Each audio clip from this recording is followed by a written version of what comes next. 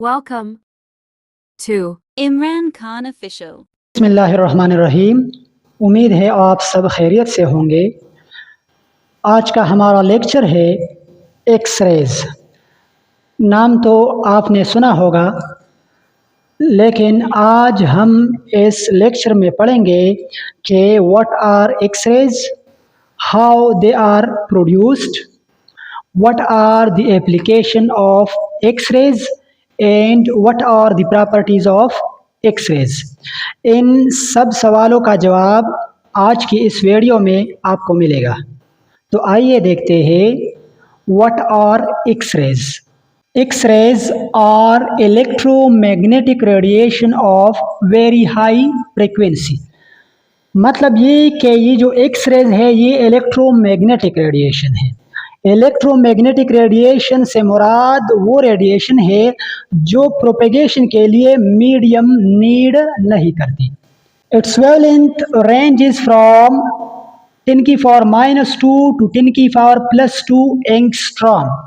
इसकी वेवलेंथ बहुत छोटी होती है और इसकी वेवलेंथ रेंज करती है 10⁻² टू 10⁻+2 एंगस्ट्रॉम, और एक एंगस्ट्रॉम 10⁻10 मीटर के बराबर होता है।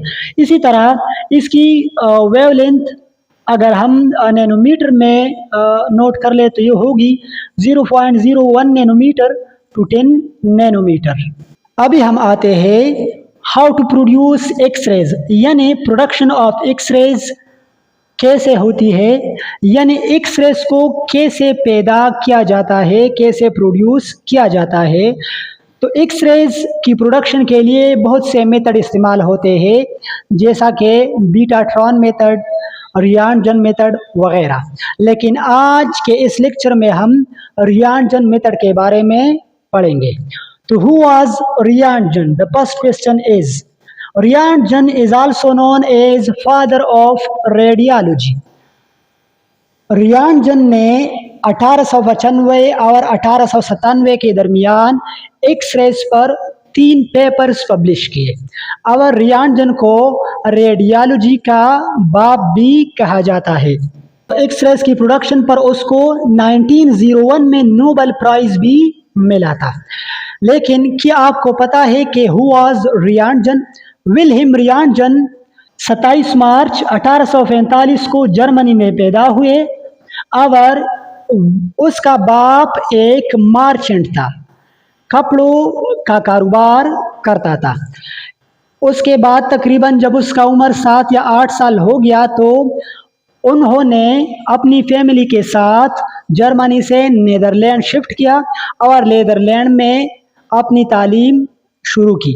उसके बाद वो फरवरी 10, 1923 नीदरलैंड में फौत हो गया, और अपनी तालीम मुकम्मल करने के बाद वो एक यूनिवर्सिटी में प्रोफेसर हुए, और प्रोफेसर के साथ साथ उसने अपनी साइंसी तजर्बात जारी रखे, और 1895 और 1897 के दरमियान सिर्फ एक्स-रेज पर उन्होंने बेइंतहा एक्सपेरिमेंट किए, और इस अरसे में उसने 3 पेपर्स पब्लिश किए, और इसके कारनामे को साइंस ने सराहा।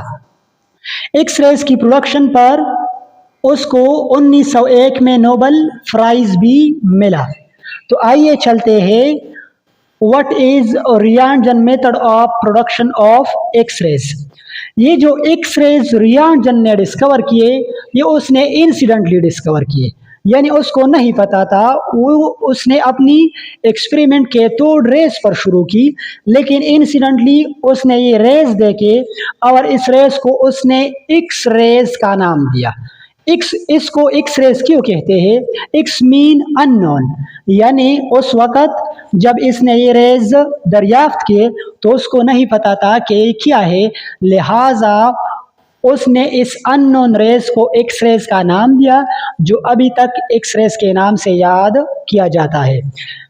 रियानजन ने एक special type of discharge tube इस्तेमाल किया, जैसे कि आप इस पिक्चर में देख सकते हैं, और इस ट्यूब के अंदर उसने प्रेशर 0.0001 मिलीमीटर ऑफ Hg रखी।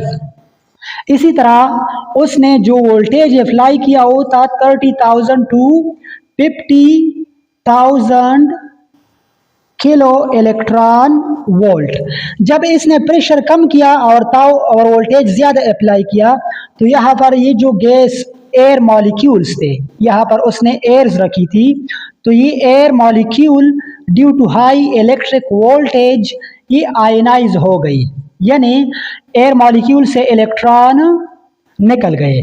तो जब ये एक आयनाइज मॉलिक्यूल है, सपोज ये है पॉजिटिव आयनाइज मॉलिक्यूल, तो ये बहुत तेजी के साथ यहाँ पर क्या करता था, स्ट्राइकिंग करता था, और इस स्ट्राइकिंग की मदद से यहाँ पर इस कैथोड से इलेक्ट्रॉन निकलते थे। जैसा कि हमको पता है कि कैथोड पर नेगेटिव चार्ज होता है और एनोड पर पॉजिटिव चार्ज होता है, तो ये जो पॉजिटिव आयन था हवा का, ये कैथोड पर स्ट्राइकिंग करता था और कैथोड से इलेक्ट्रॉन निकालते थे, जबकि वो इलेक्ट्रॉन यहाँ पर एनोड पर स्ट्राइकिंग करते थे। लेकिन ये स्ट्राइकिंग इंतहाई तेजी से होती थी क्योंकि यहाँ पर जो वोल्टेज था वो बहुत ज़्यादा था, यानी कैथोड और एनोड के दरमियान पोटेंशियल डिफरेंस बहुत हाई था, लिहाजा इस इलेक्ट्रॉन्स की स्पीड बहुत हाई होती थी। और जब ये इलेक्ट्रॉन एनोड पर स्ट्राइकिंग करते थे तो यहाँ से एक किस्म की रेडिएशन एमिट होती थी और इस रेडिएशन को रियांजन ने एक्स-रे का नाम दिया। अभी हम आते हैं टाइप्स ऑफ एक्स-रेज की तरफ।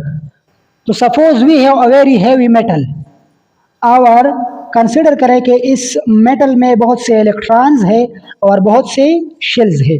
सो the first shell is known as K, the second shell is known as L, the third shell is known as M, while the fourth shell is known as N, and so on.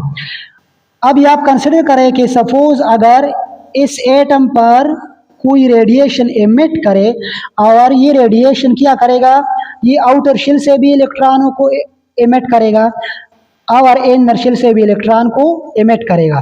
तो आप ऐसा suppose कर ले कि ये radiation आता है और फर्स्ट शेल से एक इलेक्ट्रॉन क्या करता है, नॉक आउट करता है। तो यहाँ पर क्या होता है, एक वैकेंसी क्रिएट होती है, इलेक्ट्रॉन की पोस्ट खाली हो जाती है।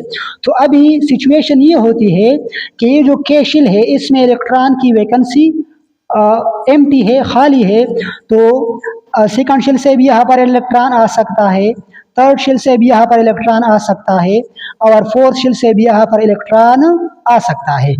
अगर सेकंड शेल से यानी एल शेल से इलेक्ट्रॉन आ गया के खाली पोस्ट पर, तो जब ये इलेक्ट्रॉन फर्स्ट शेल में आएगा सेकंड शेल से, तो इस इलेक्ट्रॉन की एनर्जी हाई है क्योंकि सेकंड शेल की एनर्जी हाई होती है, लिहाजा फर्स्ट शेल में आने पर ये इलेक्ट्रॉन अपनी एनर्जी क्या करेगा, एमिट करेगा। तो ये एनर्जी जो एमिट होती है it will be in the form of X rays and this will be called K alpha X-rays. So we can define K alpha as the X-rays emitted due to the transition of electron from the L shell to the vacancy in the K shell. Such X-rays are called K alpha. Similarly, अगर ये इस first shell में जो vacancy है, तो अगर यहाँ पर इलेक्ट्रॉन आता है M शेल से, तो जब ये इलेक्ट्रॉन भी इधर आएगा तो ये भी अपनी एनर्जी एमिट करेगा and that is called K gamma. So we can define as K gamma as the X-rays produced due to the transition of electron from N shell to the vacancy in the K shell. Such X-rays are called K gamma and this is the second type of X-rays.